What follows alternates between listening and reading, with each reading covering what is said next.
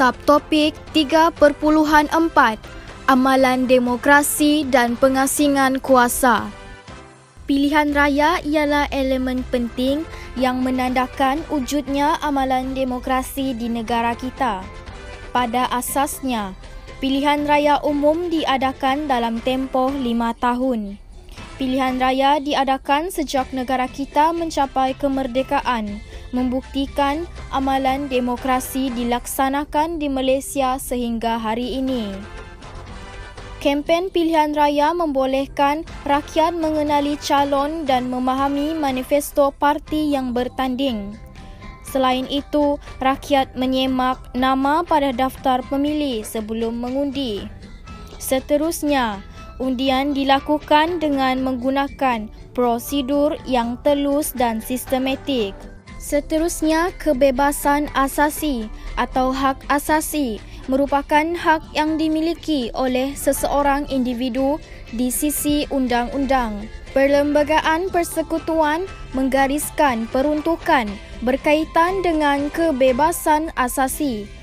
Antaranya termasuklah kebebasan diri, kebebasan beragama, hak berkenaan dengan pendidikan serta kebebasan bersuara, berhimpun dan berpersatuan. Kebebasan asasi berdasarkan perlembagaan persekutuan iaitu kebebasan diri. Tiada seorang pun boleh diambil nyawanya atau dilucutkan kebebasan dirinya kecuali mengikut undang-undang. Selain itu, kebebasan beragama.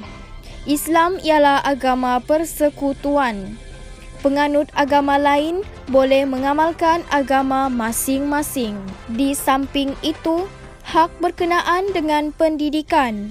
Tidak boleh ada diskriminasi terhadap warga negara atas alasan agama, ras, keturunan atau tempat lahir. Dan akhir sekali, kebebasan bersuara, berhimpun dan berpersatuan. Setiap warga negara berhak kepada kebebasan bersuara, berhimpun secara aman dan membentuk persatuan. Pengasingan kuasa dalam pemerintahan. Pengasingan kuasa diamalkan sejak negara mencapai kemerdekaan hingga hari ini. Kuasa pemerintahan di negara kita dibahagikan kepada 3 badan, iaitu Badan Perundangan, Legislatif, Badan Eksekutif, Pelaksana dan Badan Kehakiman, Judisiari. Kuasa badan tersebut ditentukan oleh Perlembagaan Persekutuan yang di-Pertuan Agong sebagai Ketua Utama Negara merupakan punca kuasa kepada 3 badan ini. Berikut merupakan struktur pentadbiran persekutuan di mana yang di-Pertuan Agong terletak paling atas.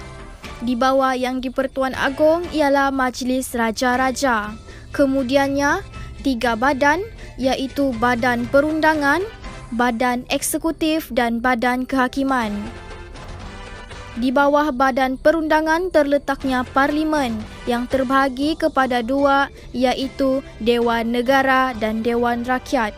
Manakala Badan Eksekutif terbahagi kepada 3 bahagian iaitu Perdana Menteri, Jemaah Menteri dan Kementerian. Dan akhir sekali Badan Kehakiman yang terbahagi kepada Ketua Hakim Negara, Mahkamah Atasan dan Mahkamah Bawahan. Badan Perundangan berfungsi menggubal undang-undang. Badan Perundangan pada peringkat kerajaan persekutuan ialah Parlimen. Badan Perundangan pada peringkat kerajaan negeri pula ialah Dewan Undangan Negeri iaitu DUN. Parlimen ialah badan perundangan tertinggi di Malaysia. Parlimen terdiri daripada 3 komponen iaitu yang di-Pertuan Agong, Dewan Rakyat dan Dewan Negara.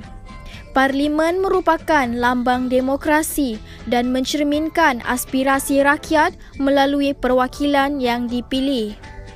Parlimen berkuasa menggubal undang-undang.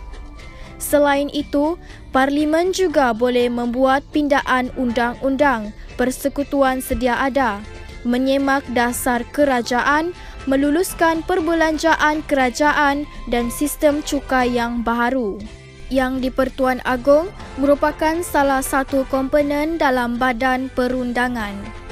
Dewan Rakyat atau Perwakilan yang ahli dewannya dipilih oleh rakyat melalui pilihan raya.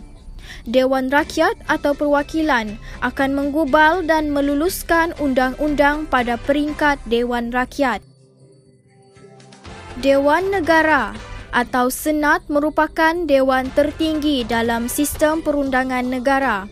Dewan Negara atau Senat membahaskan rang undang-undang yang diluluskan oleh Dewan Rakyat dengan lebih teliti. Di Malaysia, terdapat Dewan Undangan Negeri di setiap negeri kecuali bagi wilayah Persekutuan Kuala Lumpur, Labuan dan Putrajaya. Ketiga-tiga wilayah tersebut hanya mempunyai ahli parlimen. Dewan ini terdiri daripada Sultan atau Yang di-Pertuan Negeri selaku Ketua Negeri, Speaker Dewan dan Ahli Dewan Undangan Negeri yang dipilih melalui pilihan raya peringkat negeri. DUN berfungsi untuk menggubal undang-undang bagi negeri masing-masing. Seterusnya, badan eksekutif ialah badan pemerintah yang melaksanakan kuasa eksekutif mengikut Perlembagaan Persekutuan. Badan eksekutif peringkat Kerajaan Persekutuan ialah Jemaah Menteri, manakala badan eksekutif peringkat Kerajaan Negeri ialah Majlis Mesyuarat Kerajaan Negeri. Jemaah Menteri atau Kabinet terdiri daripada Perdana Menteri dan Menteri seperti Menteri Kewangan, Menteri Pendidikan dan Menteri Kesihatan. Tugas utama Jemaah Menteri menggubal dasar negara dan melaksanakan pembangunan. Perdana Menteri mengetuai Jemaah Menteri, memimpin kerajaan dan menjalankan pentadbiran pada peringkat Kerajaan Persekutuan. Menteri mengetuai kementerian untuk melaksanakan dasar kerajaan yang diputuskan oleh Jemaah Menteri. Manakala anggota Jemaah Menteri berpegang pada prinsip tanggungjawab bersama secara kolektif kepada Parlimen. Setiap menteri mesti mempertahankan keputusan yang dibuat oleh Jemaah Menteri. Sekiranya seseorang menteri tidak bersetuju dengan dasar kerajaan, beliau hendaklah meletakkan jawatan sebagai ahli Jemaah Menteri.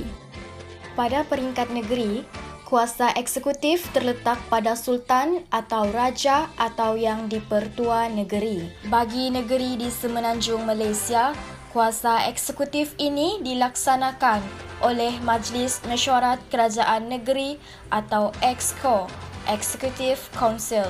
Di Sarawak dan Sabah, Badan Eksekutif Negeri dikenali sebagai Kabinet Negeri. Pentadbiran kerajaan negeri diketuai oleh Menteri Besar atau Ketua Menteri. Badan Kehakiman ialah badan yang bertanggungjawab mentafsirkan dan melaksanakan undang-undang serta mempertahankan perlembagaan persekutuan. Badan Kehakiman diketuai oleh Ketua Hakim Negara. Kuasa Badan Kehakiman dilaksanakan oleh Mahkamah. Hakim dilantik untuk memastikan sistem kehakiman dan keadilan ditegakkan di negara kita. Peranan Badan Kehakiman adalah untuk mengadili pertikaian antara pemerintah dengan rakyat mahupun sesama rakyat. Badan Kehakiman juga menyelesaikan konflik kerajaan negeri dan kerajaan persekutuan. Fungsi Badan Kehakiman bergantung pada status mahkamah yang terdiri daripada mahkamah atasan dan mahkamah bawahan serta mahkamah khas. Selain itu, terdapat mahkamah pada peringkat negeri iaitu Mahkamah Syariah serta Mahkamah Anak Negeri di Sarawak dan Sabah. Hakim mestilah bebas daripada pengaruh politik bagi memastikan Badan Kehakiman sebagai institusi keadilan. Hal ini dapat menjamin integriti badan kehakiman sebagai badan yang bertanggungjawab menjamin keadilan sosial demi kesejahteraan rakyat. Sebagai individu yang mempunyai hak yang dijamin oleh perlembagaan, kita sewajarnya memahami kepentingan menjunjung prinsip keluhuran perlembagaan dan kedaulatan undang-undang seperti yang tersurat dalam rukun negara. Pengasingan kuasa dalam pemerintahan negara penting untuk mewujudkan pemerintahan yang adil dan saksama. Pengasingan kuasa dapat membentuk konsep semak dan imbang dalam pemerintahan supaya kuasa pemerintahan tidak dikuasai oleh seseorang atau sesebuah institusi.